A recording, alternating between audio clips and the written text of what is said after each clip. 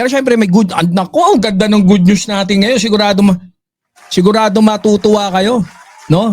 So, ayan. Ano, press 1 na para batian tayo tapos larga tayo. Let's go.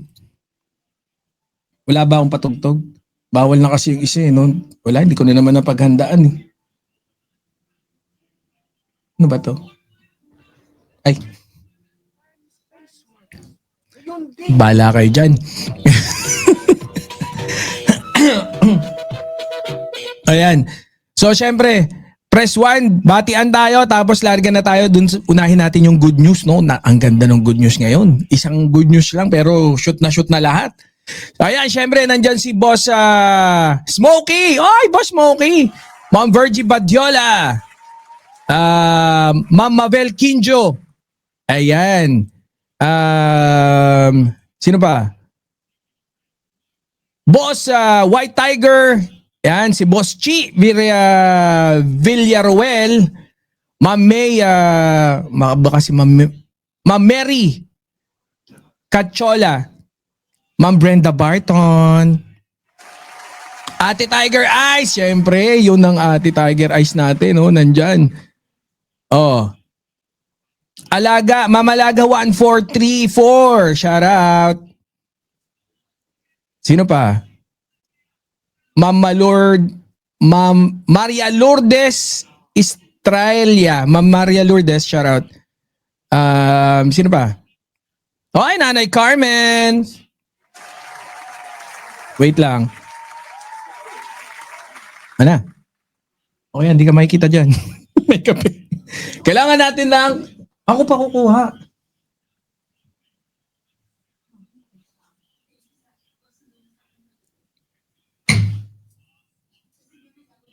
Ayun. Ayan, yan. Asan na yung ano natin? Okay na, tapos na, nabati na ba natin lahat? Si Ma'am Rayan, syempre, si Ma'am Resi Alberto. Wala, di ko talaga mabasa. Ma'am Yula Reyes, and syempre, Ma'am D. Ann Brainard. Chinachambahan na lang eh, no? Yung pagbate, chinachambahan na lang. Oy, Boss WhatsApp TV, shout out! Si Ma'am Jo, wala ba? Sino pa? Oh, okay na tayo. Ha? Aba, masarap yung kape nga natin ngayon, okay? Siyempre, unahin natin yung yung good news. No? Kasi, napakaganda ng good news. Kasi nga, dito marami talaga matutuwa. No? Ano nga ba yung good news natin?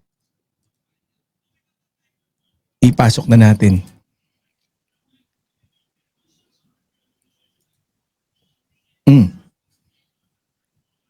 Pasok. Wait lang. Baka mahina ah. Wait lang, okay ba? Malakas ba?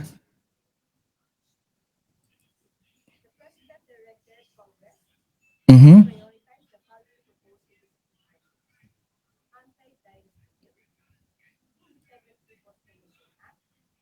Mhm.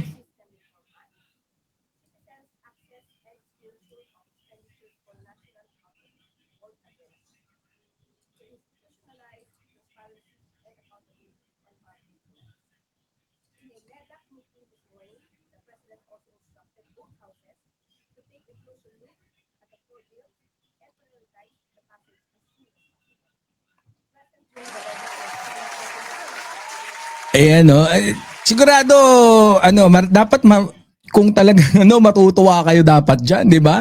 Kasi ba't hindi kayo matutuwa 'di ba? Anti-dynasty bill o yung mga nag-eepal-epal na diyan, no, na gustong kumontra, eto na. Oh. Yung ibang mga dilawan na medyo kontrapelo kay PBBM lagi. Oh, ayan na. Oh, sige tuloy. Attorney.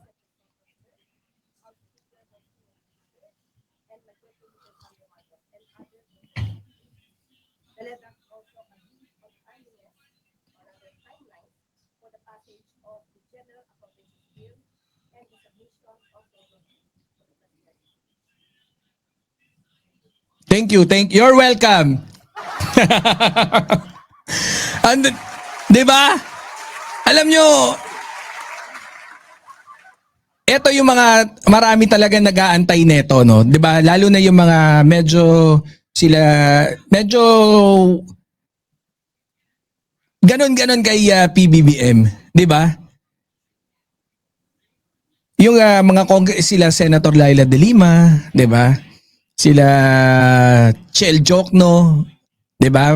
Medyo alanganin sila, yung mga dilawan din, yung iba pati nga si Chris, sino ba 'yon? Christian Esguerra. Oh, ayan na. 'Di ba?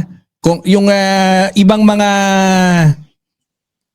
yung mga solid na dilawan talaga, no, na anti-PBBM, na kung saan sinasabi nila kung talagang edi isulong mo yung anti-dynasty bill. O ayan na, ngayon. 'Di ba napakagandang balita niyan? Oh. Kailangan mo ng sapat na political will para talaga maipatupad 'yan. No? Kailangan matindi ka. Biruin mo, no? Ang daming presidente na nagdaan, Eto lang.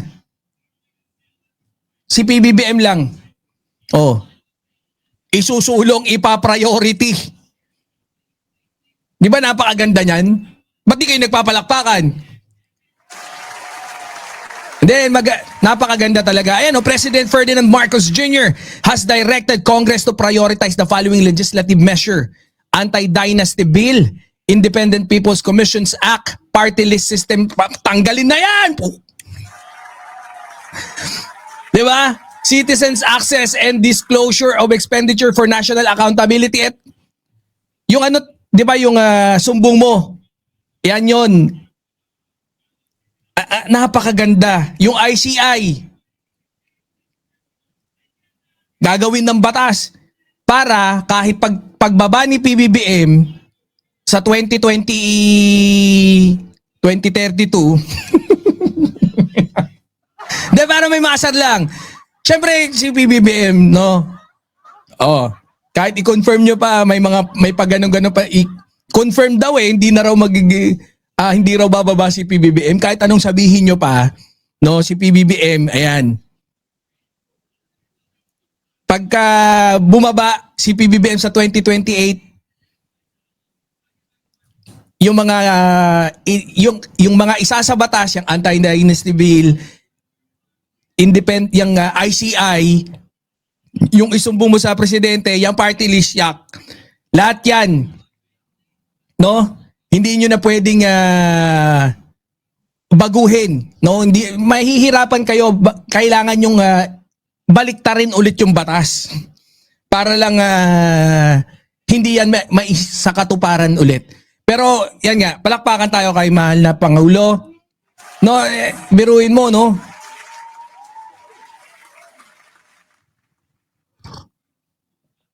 Napakaganda. Napakagandang balita. So, paano yan? 'Di ba? Marami talaga din no? Ang dinastiya pagdating sa politika. Andiyan yung mga Rimulya. Rimulya talaga sa tingin ko yan nangunguna. Pucha, lahat Grand Slam 'Di ba? Si Ramon Revilla simula sa tatay. Tapos si Ramon Revilla Bong Jr. Tapos yung dalawa niyang anak. Tapos yung asawa pa, wala akong sinasabi kung ano man yung pamamahala nila. Ang usapan natin dito yung dinastiya. Oh. Sino pa? Si Cayetano. Diba? 3 magkakapatid. Tapos yung asawa pa.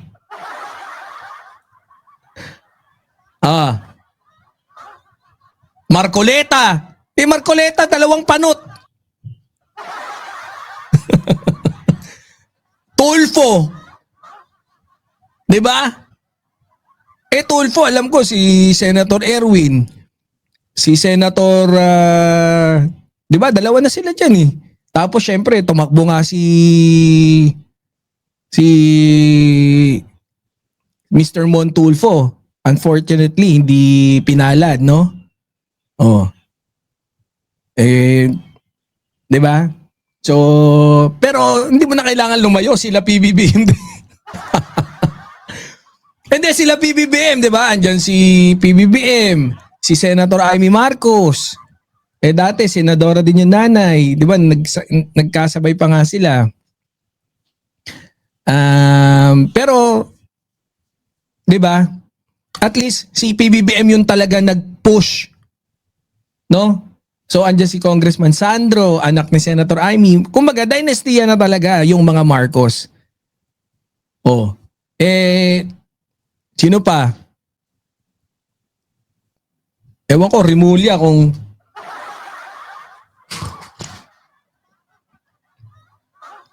ewan ko yung Rimulya. Oh. Yung D. Ano rin yun eh. Dynasty rin yun. Singson, patay. Ang ganda niya, no? Syempre at least may bagong ano, no? Ang nagiging puhunan, Duterte lalo na. Kahit bobotsog-botsog yung si Paulo Duterte, mamumura mo sa taba eh. 'Di ba? Oh. Wala namang kinalaman sa politika yun, biruin mo. Kongresista. 3 anak, lahat. 3 anak ni Digong. Ginamit yung apelido, yun kasi yung magandang iwasan dyan. Hindi naman kasi porque nag-perform yung anak o yung tatay, malaking posibilidad na yung anak, pamangkin, asawa, lahat, magpe-perform. Di ba yung mga binay nga eh? O, di ba? Sila medyo nagkakagulo. I have nothing against binay. Yan, ano natin yan? Siyempre, Makiteño tayo. Makatinyo. Ayan. Oh. Pero, believe din tayo pero, hindi mo tayo din pwedeng itanggi na dynasty rin yung binay. Oh. Yun naman, marami naman mga politicians dyan na hindi ano eh. 'Di ba? Na pwede. Kung magpapasok si General Torre, 'di ba? Pwede. Hindi naman walang dynastiya 'yon. Okay 'yon, 'di ba? Hindi siya galing sa pamilya ng politiko. Yung Barsaga din. Kaya nga mabibigat yung mga ano, no. So, yan lang yung talaga nakakatuwa.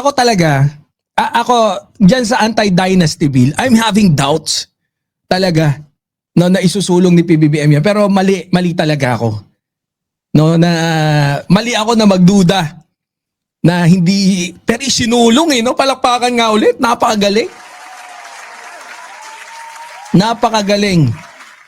No, pero yan na, nag-initiative na naman si PBBM i-prioritize yung anti-dynasty bill. Paano yan? Yung mga ano na naman ni Magalong, 'di ba? Yan din yung sigaw nila kay PBBM.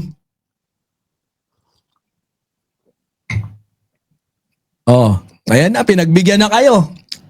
Isulong ang anti-dynasty bill. Pero syempre, maganda yan kung talaga nga maisa sa katuparan agad-agad. No? Yan na nga, prioritize. Ang problema dyan, sana i-prioritize nga talaga kagad ng neto nila ng Congress, no? Sana maitulak ng maigi, mai-prioritize ni Congressman D, ni Speaker. So okay na tayo diyan. Yan mga napakagandang good news. 'Di ba? Lahat tayo dyan. Ganyan ang dapat. Kaya talagang very, very good talaga yung presidente natin eh. 'Di ba? Pangmalakasan, ganyan talaga dapat. Pangmalakasan. Kung biruin mo, no? Kahit si PBBM, tatamaan dyan eh. 'Di ba? Pero, kung ano yung tama, kung ano yung dapat, kung ano yung hinihingi, 'di ba? Oh, yun ang dapat talagang yun yung ginagawa ng ating mahal na Pangulo. Kaya, no, lagi nyo isama sa dasal ang Pangulo natin, na para magtuloy-tuloy hanggang 2035. Pucha, takihin na naman mga ano dyan. Yung mga DDS na tanga.